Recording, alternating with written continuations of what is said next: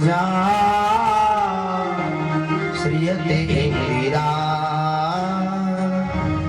सस्वदत्रयी। आपके जन्म लेने से ये ब्रज स्वर्ग से भी बढ़कर के हो गया और हमें ऐसे ब्रज में बास मिला। इस ब्रज के बास के लिए इंद्राणी लक्ष्मी भी तरसती है और ऐसे हमें ब्रज में बास मिला और आप हमें छोड़ करके चले गए। हाँ, आप हमें छोड़ करके चले गए। क्यों ऐसा किया? क्यों ऐसा कर रहे हैं आप मेरे साथ? अगर आपको ऐसे ही हमें छोड़ करके जाना था, ऐसे ही विरह की अग्नि में जलाना था, तो फिर कालिया नाग से क्यों बचाया? विष जला पिया व्याल राक्षसा वैश्यमारुता वेधुतानला। उन राक्षसों से, उस अघासुर से, उस कालिया नाम के विषैले विष से क्यों बचाया? वृंदावन में कालिया नाग रहता, जल को दूषित कर दिया। जो जल पान करता, गाय बछड़े कोई भी मर जाते। अगर तुम्हें ऐसे ही मारना था विरह की अग्नि में जला जला करके, तो फिर कालिया नाग से रक्षा ब्रजवासियों की क्यों की? ये गोपी गीत कह रहा है, गोपियां अपने भाव में कह रही हैं। और फिर अघासुर के मुख में चले गए ग्वाल बाल, तो आपने उनकी फिर रक्षा क्यों की? जो एक वर्ष बाद बात बतलाई कि अघासुर ने कन्हैया ने अघासुर का वध कर दिया, क्योंकि अघासुर ने हमको सबको मुख में ले लिया, हम सब उसके मुख में चले गए। अपने अपने माता पिता से एक वर्ष बाद बात बतलाई कि गोविंद, आपको ये सब करना था तो हमें पहले ही मर जाने दिया होता। ब्रजमंडल में जब ब्रज में आग लगी तो आग का पान क्यों किया? भाई उसी में जल करके मर जाने दिया होता। आज हमें क्यों तड़पा रहे हो इस विरह की अग्नि में? और आप अगर सोचते हैं ना कि हम मर जाएंगे, तो हम मरते भी तो नहीं। आपके दो युग, द्वापर और त्रेता। त्रेता में आपके दो हैं, एक जिनके तुम पुत्र बने और एक तुम पति बने। अंतर कितना है? सुमंत रात्र में भगवान राम, लक्ष्मण, सीता, मां आज उठ करके चले गए। भोर हुआ तो देखा तीनों हैं ही नहीं। सुमंत लौट करके गए। राजा दशरथ ने कहा था मेरे पुत्र राम को वन घुमा करके लौटा लेना। मेरे दोनों ये मेरे नैनों के तारे हैं, सुमंत इन्हें घुमा पुरा करके लौटा लेना। इंतजार कर रहे हैं कि सुमंत आते होंगे। आज सुमंत लौट करके आए तो राजा दशरथ ने पूछा, सुमंत मेरा राम कहाँ है? आज जैसे ही सुमंत ने कहा कि वो तो गंगा पार रात्र में ही निकल गए। आज राजा दशरथ रोने लगे, गिर पड़े और कहा, राम राम कहे और राम राम कहे राम, राम राम कहे राम कहे राम। और तन पर हर रघुबीर बिरहे राहु गयो। उन्होंने तो प्राण त्याग दिए। आपकी याद में 6 बार राम राम बोला।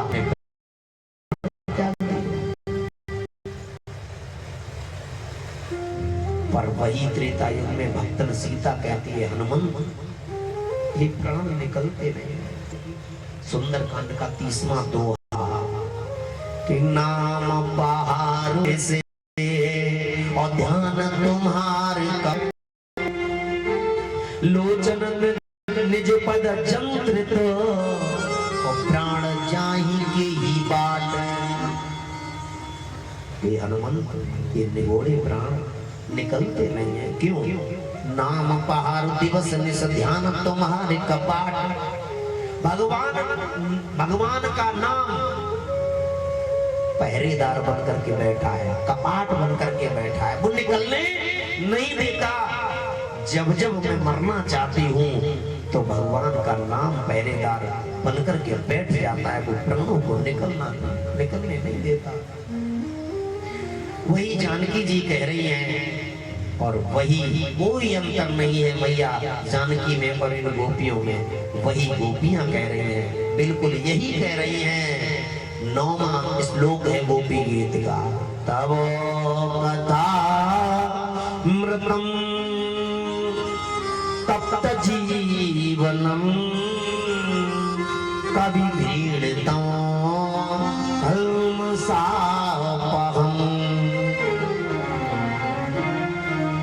तवो कथामृतं तप्त जीवनं कवि भीड़ितं कल्मषापहम्। और श्रवणमंगलं श्रीमदाततं भुविगृह्णन्ते भूरिदा जनः। क्या कह रही है गोपियां? 9वें श्लोक। तब कथामृतम तप्त जीवनम, जब जब मरना चाहती हूँ हे गोविंद, अब मैं प्राणों को छोड़ना चाहती हूँ कि मेरे प्राण निकल जाए। हे गोविंद, ये प्राण निकलते कहाँ हैं? निकलने ही नहीं देती। कौन नहीं निकलने देती? आपकी कथा। तब कथामृतम तप्त जीवनम, जब जब मरना चाहते हैं वो मरने नहीं देती है। कथा अमृत को प्रदान कर देती है, और एक कल्प की नहीं कई कल्पों की कथा है। प्रभु वो मरने नहीं देती कथाएं। आपकी कथा सदा मंगल करती है। दूसरी लाइन में तब कथा अमृतम तप्त जीवनम कवि भ्रमृतम कल्मषापहम्। दूसरी लाइन क्या कहती है? श्रवण मंगलम। आज सुन लो ध्यान से, ये श्लोक कह रहा है वेद व्यास जी ने इस भागवत की रचना की है और स्वयं अवतार है नारायण भगवान के। वो क्या कह रहे हैं? श्रवण मंगलम श्रीमदाततं भुविगृह्णन्ते भूरिदा जनः।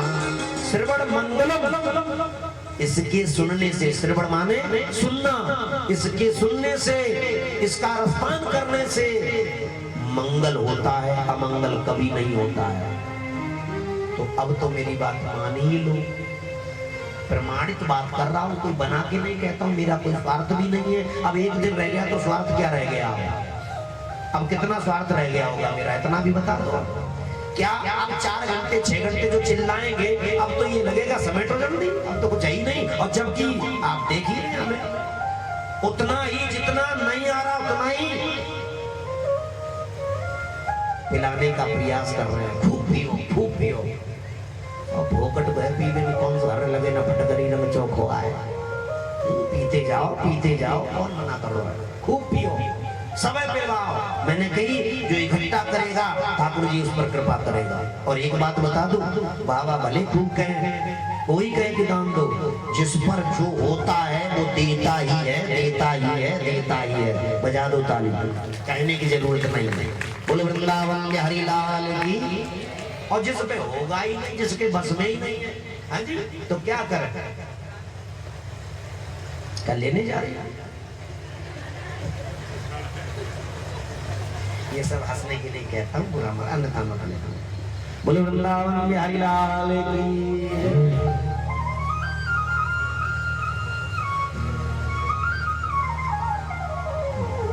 तेरी अखियां हैं जादू भरी, बिहारी में कब से खड़ी, कब से खड़ी में श्याम, कब से खड़ी हो तेरी अखियां हैं जादू भरी, बिहारी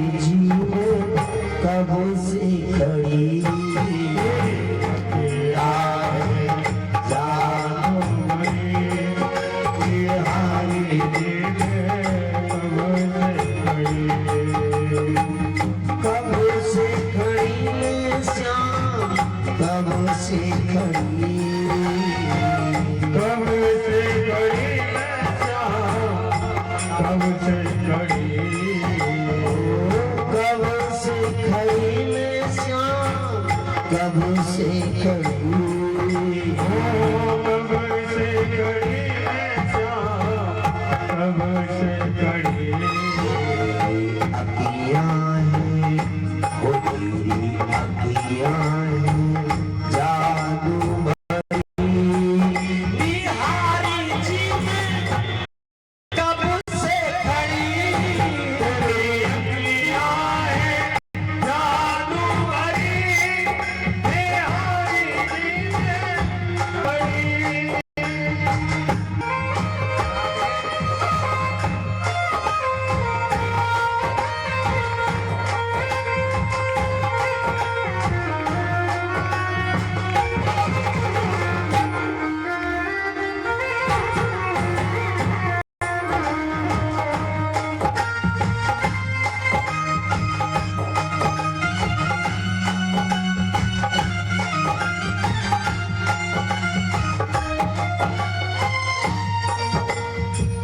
तुम सा कोई और न पाया तुमसे ही मैंने नेह लगाया तुम सा ये प्यारे और न पाया तुमसे मैंने नेह लगाया तुम सा कोई और न पाया तुमसे ही मैंने नेह लगाया तुम सा ठाकुर और न पाया तुमसे मैंने नेह लगाया नेह लगाया मैं तो तेरे ही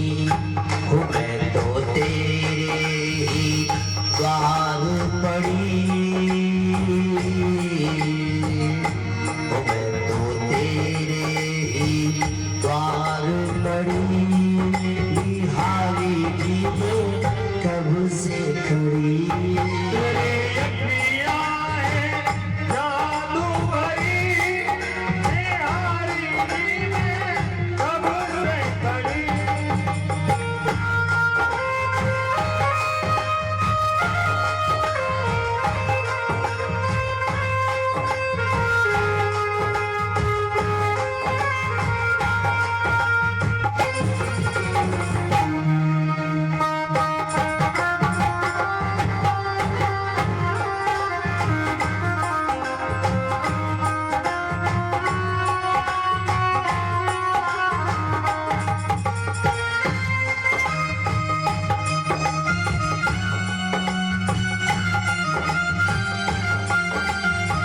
जाने कब आएगा मुझे अपना बनाएगा जाने कब आएगा मुझे अपना बनाएगा जाने कब आएगा मुझे अपना बनाएगा जाने कब आएगा मुझे अपना बनाएगा मेरे आंसू पोंछ कर गले लगाएगा मेरे आंसू मुझे गले लगाएगा अब आएगा मेरा